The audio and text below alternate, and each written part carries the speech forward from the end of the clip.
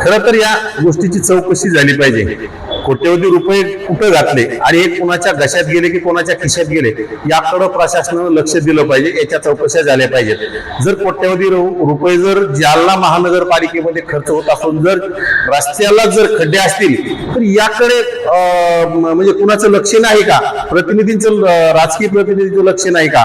किंवा म्हणजे शासनातील प्रशासनातील जे अधिकारी असतील यांचं लक्ष नाही का? फक्त कॉन्ट्रॅक्टरचे खिसे भरवण्यासाठी हे चाललेले काम आहेत का? हा असा प्रश्न सामान्य जनतेला पडतोय. याच्यामध्ये प्रशासनाने लक्ष घातलं पाहिजे आणि कुठेतरी महानगरपालिकेची बदनामी टाळण्याचं काम केलं पाहिजे. जालना महानगरपालिकेच्या वतीने जे आहे गोरगरीब लोक जे राहतात त्या ठिकाणी केवळ महानगरपालिकेच्या वतीने अतिक्रमण हटवत आहेत. मात्र बडे जे अतिक्रमण करून बसलेले त्यांच्याकडे मात्र महानगरपालिकेतून दुर्लक्ष होताना दिसतं.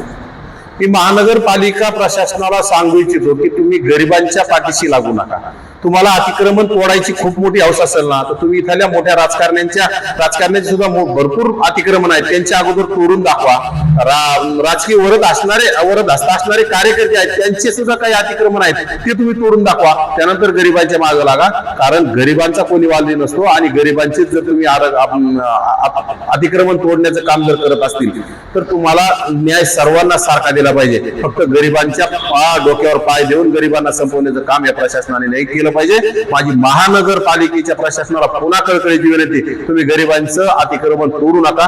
अन्यथा येणाऱ्या काळात गरीब समाज येणाऱ्या जालना शहरातील सर्व गरिबांना सोबत घेऊन आंदोलन करावं लागेल आणि सकल गरीब समाज नक्कीच यासाठी रस्त्यावर येईल. त्यावेळेस प्रशासनाला, महानगरपालिका प्रशासनाला हे परवडणार नसेल.